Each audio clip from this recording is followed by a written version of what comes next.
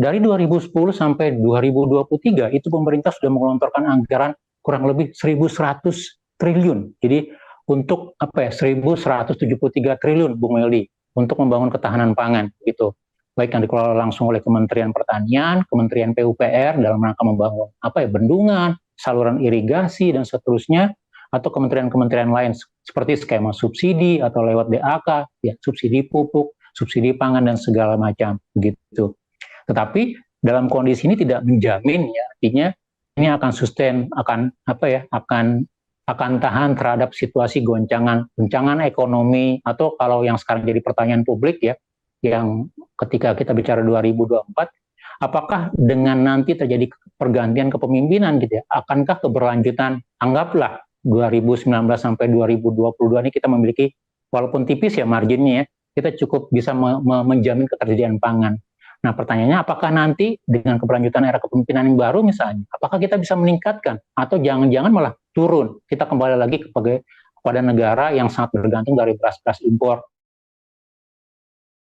Ya, kalau kita melihat bagaimana pemerintah mengelola harga gitu ya, kan pangan ini kan ada juga yang premium, ada yang biasa aja gitu ya. Artinya pemerintah harus juga mengelola yang harga-harganya bagus ya, beras-beras tertentu yang harganya bagus. Tapi tentunya ini ada trade-off sebenarnya ya. Jadi bagaimana pangan itu cukup dan bagaimana petani bahagia itu trade-off yang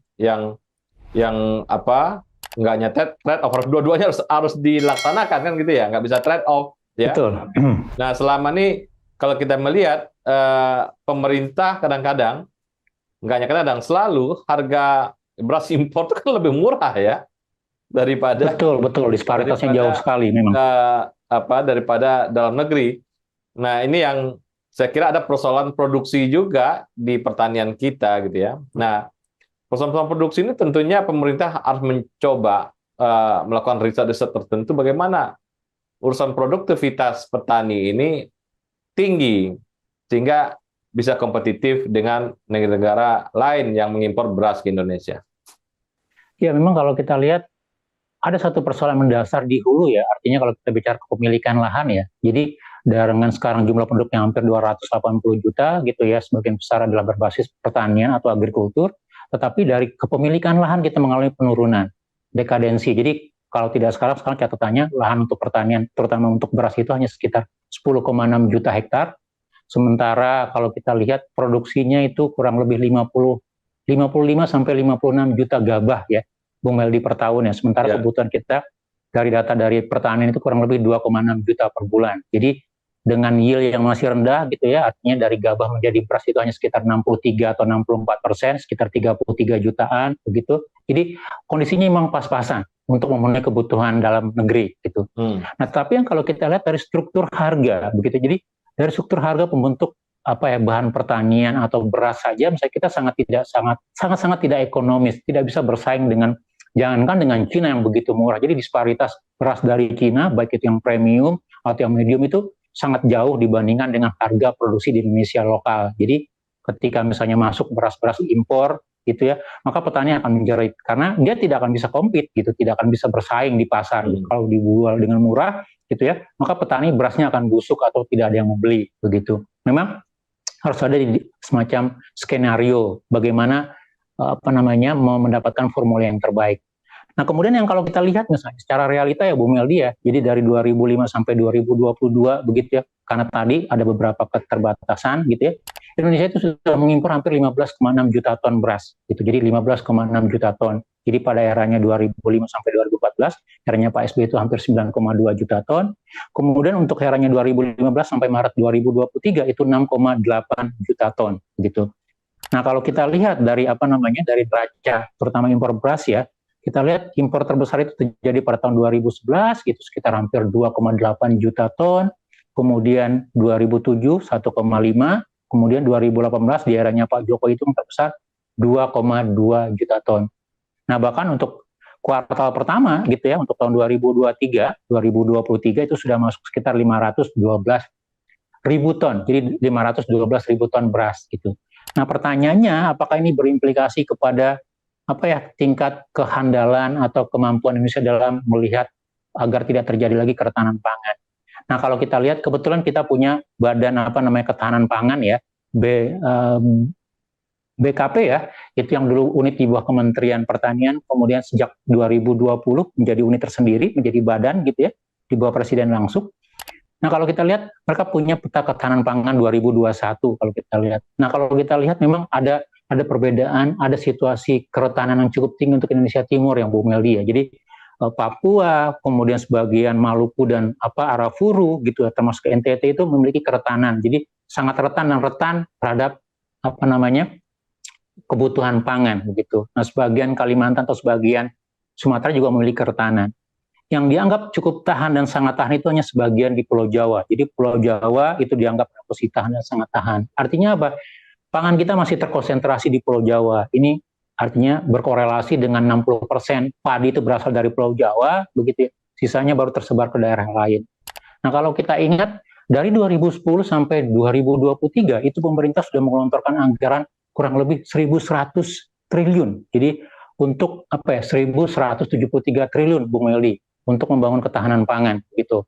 Baik yang dikelola langsung oleh Kementerian Pertanian, Kementerian PUPR dalam rangka membangun bendungan, saluran irigasi dan seterusnya, atau kementerian-kementerian lain seperti skema subsidi atau lewat DAK, ya, subsidi pupuk, subsidi pangan dan segala macam begitu.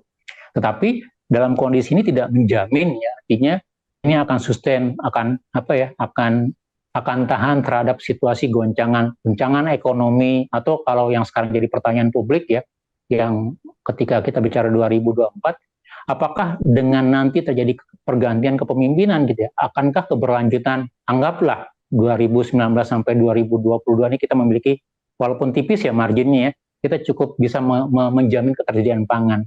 Nah, pertanyaannya apakah nanti dengan keberlanjutan era kepemimpinan yang baru misalnya, apakah kita bisa meningkatkan atau jangan-jangan malah turun? Kita kembali lagi kepada negara yang sangat bergantung dari beras-beras impor yang notabene, atau pangan-pangan impor ya, yang notabene itu menjadi simalakama buat kita. Satu, kita butuh, tapi itu mematikan pertanian, pangan di dalam negeri gitu ya, karena tidak, harganya sangat jauh disparitasnya. Tetapi yang kedua juga menimbulkan ketergantungan yang sangat tinggi. Jadi geopolitik dalam dalam pangan itu menjadi soal besar untuk Indonesia, Bu Meldi gitu. Jadi pertanyaan kita yang kita tunggu nanti, kita lihat apakah ini akan menjadi sesuatu yang berlanjut, semakin kuat, semakin kukuh di era kepemimpinan berikutnya atau tidak. Atau jangan-jangan ini kembali menjadi semacam iterasi kembali dari nol lagi, kemudian melihat lagi gitu. Mudah-mudahan sih tidak seperti itu, Bu Meldi. Ya, kalau kita lihat lebih dalam lagi, di dua-duanya, ya, pertama kita mendorong produksi dengan waduk, dengan dengan pupuk, dengan macam-macam teknis pertanian. Dan situ juga kadang kita juga menemukan ada rente yang bermain di situ. Nah, dari segi impor, kita juga kadang menemukan ada permainan-permainan beras impor yang menguntungkan segelintir orang. Nah, ini juga harus dibuka, Bung Firdaus, untuk agar anggaran ini berguna, anggaran ini tidak bocor gitu dengan program-program ketahanan pangan ini. Iya, betul. Jadi kalau kita harapkan nanti gitu ya, jadi kita tidak hanya bicara dalam makro policy, tapi juga bagaimana dalam penerapan implementasinya. Satu kekhawatiran kita memang tetap saja praktek rent seeking-nya menjadi besar karena sekali lagi disparitas atau peluang yang mungkin terjadi ya, begitu. Dan harapan kita artinya pemerintah dengan segala macam institusi yang dimiliki, dengan segala perangkat hukum yang dimiliki itu bisa menerapkan melindungi kepentingan dalam negeri, melindungi kepentingan petani sembari membangun ketahanan sebagai swasembada pangan, kemandirian energi, kemandirian pangan gitu.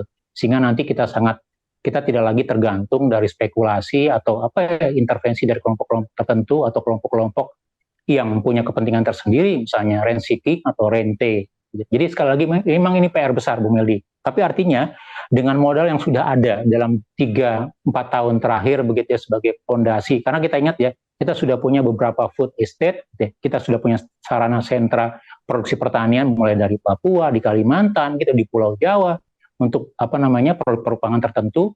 Nah, bagaimana nanti ini diperkuat, dilanjutkan gitu, diperbaiki perencanaannya, diperbaiki mekanisme controllingnya sehingga dia tidak menjadi barang yang mangkrak, barang yang rusak. Karena sekali lagi kalau kita ingat dalam konteks pangan, kita banyak ya pelajaran kasus-kasus korupsi ya Bung Pelni ya, tidak hanya dalam konteks impor gitu ya, korupsi impor, tapi juga dalam rangka misalnya penyediaan prasarananya. Ingat dulu kasus korupsi untuk cetak sawah gitu ya, atau beberapa DAK yang juga terkait politik pangan itu juga bermasalah begitu. Jadi sekali lagi ya, bagaimana kita menjamin keberlanjutan dalam ketahanan pangan itu menjadi soal penting begitu.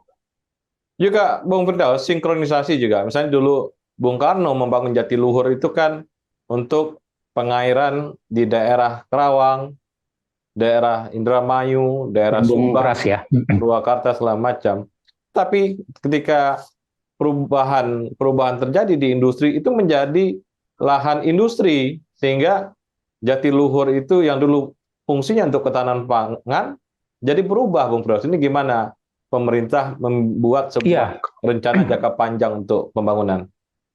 Ya memang konsistensi ya, artinya konsistensi terkait tidak hanya kebijakan tapi juga peruntukan, tata ruang. Jadi kalau kita lihat ya, di daerah Purwakarta atau Kerawang yang sekarang menjadi daerah perumahan, daerah industri, padahal kan itu merupakan dari apa ya, dari dampak dari Jatiluhur begitu, mungkin dia termasuk Bekasi ya, yang ke sini begitu ya, gitu. Tapi lama-lama dia berubah gitu. Nah saya pikir nih sekali lagi, karena kegenitan kita, ketidaktahanan kita, ketidakkonsistenan kita dalam menjaga komitmen atau kebijakan, termasuk dalam bagaimana membangun tata ruang yang konsisten. Kalau tadinya memang direncanakan sebagai sarana untuk ketahanan pangan, sebagai tempat pertanian, tempat apa ya, pangan gitu ya, ya tetap dijaga seperti itu gitu.